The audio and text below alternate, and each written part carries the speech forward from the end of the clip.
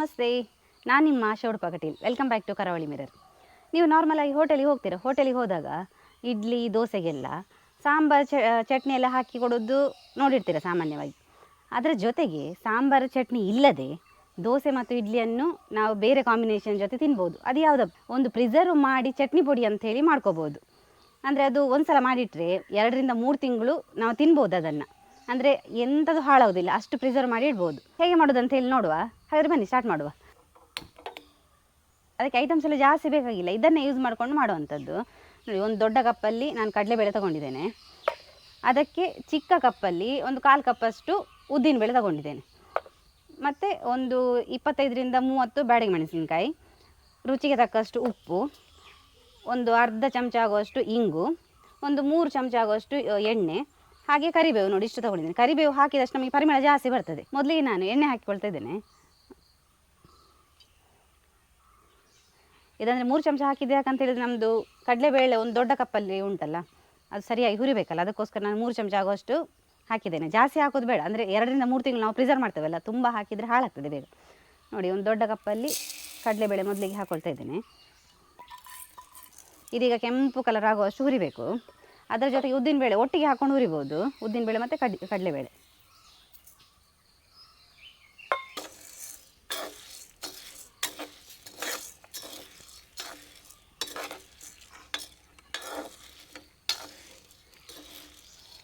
ಈ ಥರ ನೀವು ಚಟ್ನಿ ಪುಡಿ ಮಾಡಿಕೊಂಡ್ರೆ ಅದು ಒಳ್ಳೆ ಟೇಸ್ಟ್. ನೀವು ಒಂದ್ಸಲ ಮನೆಯಲ್ಲಿ ಟ್ರೈ ಮಾಡಲೇಬೇಕು.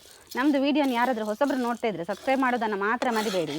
ನಾವು ಇಂಥ ಹೊಸ ಹೊಸ ಐಟಮ್ಸ್ ಎಲ್ಲ ಹಾಕ್ತಾ ಇರ್ತೇವೆ. ಮತ್ತು ಖಾಲಿ ನಾವು ಅಡುಗೆದು ಮಾತ್ರ ಅಲ್ಲ, ಇಂಟ್ರೆಸ್ಟಿಂಗ್ ಪ್ಲೇಸಸ್, ಟೆಂಪಲ್ ವಿಸಿಟ್, ಹಾಗೆಯೇ ಮನೆ ಮದ್ದು ಎಲ್ಲ ಥರದ್ದು ಈಗ ಮಾಡ್ತಾ ಇದ್ದೇವೆ. ಅದೆಲ್ಲ ನಿಮಗೆ ನೋಡಲಿಕ್ಕೆ ಸಿಗ್ತದೆ. ಅಂದರೆ ಸಬ್ಸ್ಕ್ರೈಬ್ ಮಾಡಿದರೆ ನೋಟಿಫಿಕೇಷನ್ ಎಲ್ಲ ಬರ್ತಾ ಇರ್ತದೆ ನೋಡಿ.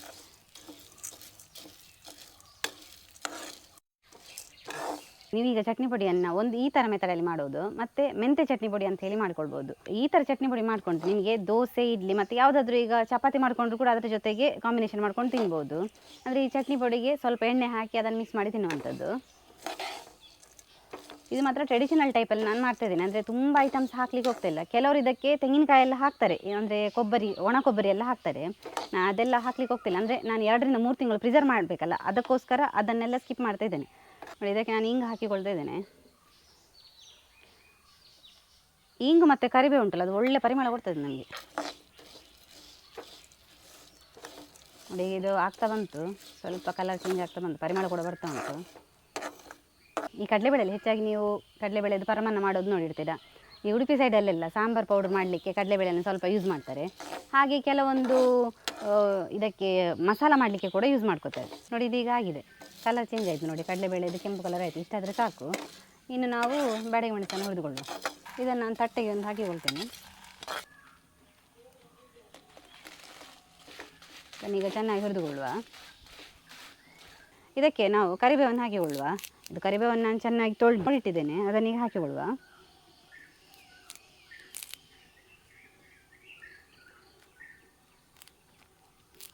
ಒಳ್ಳೆ ಪರಿಮಳ ಬರಲಿಕ್ಕೆ ಕರಿಬೇವು ನಾವು ಎಷ್ಟು ಹಾಕ್ತೀವಿ ಅಷ್ಟು ಒಳ್ಳೆ ಪರಿಮಳ ಬರ್ತದೆ. ನೋಡಿ, ಇದು ಬ್ಯಾಡಗಿ ಮೆಣಸಿನಕಾಯಿ ಒಳ್ಳೆ ರೋಸ್ಟ್ ಆದಾಗ ಆಯಿತು. ನೋಡಿ, ಸೌಂಡ್ ಬರ್ತಾ ಉಂಟು. ಇಷ್ಟಾದರೆ ಸಾಕು. ಅಂದರೆ ಇದಕ್ಕೆಲ್ಲ ತುಂಬ ಎಣ್ಣೆ ಎಲ್ಲ ಹಾಕಲಿಕ್ಕಿಲ್ಲ, ನಾವು 1 ಚಮಚದಷ್ಟು ಅದಕ್ಕೆ ಹಾಕಿದ್ದು.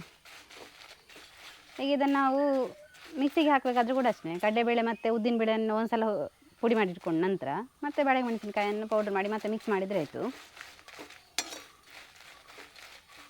ಇನ್ನಿದ್ರಲ್ಲಿ ಮಾಡಲಿಕ್ಕೆ ಇರೋದಷ್ಟೇ, ಹುಡಿ ಮಾಡಿದರೆ ಆಯಿತು. ಅಲ್ಲಿಗೆ ನಮ್ಮದು ಚಟ್ನಿ ಪುಡಿ ರೆಡಿ ಆಗ್ತದೆ. ನೋಡಿ, ಇದೀಗ ಇಷ್ಟ ಆಯಿತು, ಸಾಕು. ಇದನ್ನು ಮಿಕ್ಸಿಗೆ ಹಾಕಿಕೊಳ್ಳುವ. ಇದನ್ನು ಚೆನ್ನಾಗಿ ಪೌಡರ್ ಮಾಡಿಕೊಳ್ಬೇಕು.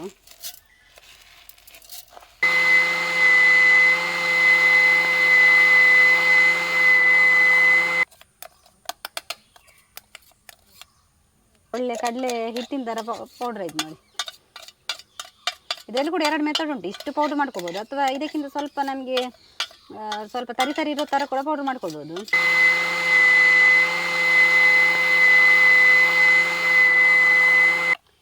ನೋಡಿ, ಈಗ ನಾವು ಕಡಲೆಬೇಳೆದ್ದು ಪೌಡ್ರ್ ಮತ್ತು ಮೆಣಸಿನ ಪೌಡ್ರನ್ನ ಮಿಕ್ಸ್ ಮಾಡಿಕೊಳ್ಳುವ.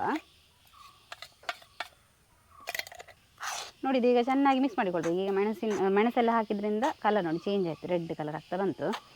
ನಾವು ಎಷ್ಟು ಮೆಣಸು ಹಾಕ್ತೀವಿ ಅಷ್ಟು ಕೆಂಪಾಗ್ತದೆ ಕಲರ್. ಹಾಗೆಯೇ ಖಾರ ಕೂಡ ಇರ್ತದೆ. ನಮಗೆ ಜಾಸ್ತಿ ಖಾರ ಬೇಕಂತ ಹೇಳಿದರೆ ಗುಂಡು ಮೆಣಸು ಹಾಕಿದರೆ ಆಯಿತು. ಮತ್ತು ಇದು ನೋಡಿ ಈಗ ಒಳ್ಳೆ ಪೌಡ್ರ್ ಥರ ಆಗಿದೆಲ್ಲ. ಈ ಪೊಡಿ ಚಟ್ನಿಗೆ ಸ್ವಲ್ಪ ಎಣ್ಣೆ ಹಾಕಿ ಇಡ್ಲಿ ಮತ್ತು ದೋಸೆ ಮಾಡುವಾಗ ಅದನ್ನು ಕಾಂಬಿನೇಷನ್ ಮಾಡ್ಕೊಂಡು ತಿನ್ನೋದು. ಘಮ ಘಮ ಪರಿಮಳದ ಚಟ್ನಿ ಪುಡಿ ಅಥವಾ ಪೊಡಿ ಚಟ್ನಿ ರೆಡಿಯಾಗಿದೆ ನೋಡಿ. ನೀವು ಕೂಡ ಇದನ್ನು ತಪ್ಪದೆ ಮನೆಯಲ್ಲಿ ಟ್ರೈ ಮಾಡಿ. ಹೇಗೆ ಆಗಿದೆ ಅಂತ ಹೇಳಿ ಕಮೆಂಟ್ ಬಾಕ್ಸಲ್ಲಿ ತಿಳಿಸಿ. ಹೀಗೆ ನಮ್ಮ ಚಾನಲ್ನ ನೋಡಿ ಸಬ್ಸ್ಕ್ರೈಬ್ ಮಾಡಿ ಫಾಲೋ ಮಾಡ್ತಾಯಿರಿ, ಸಪೋರ್ಟ್ ಮಾಡಿ. Thank you.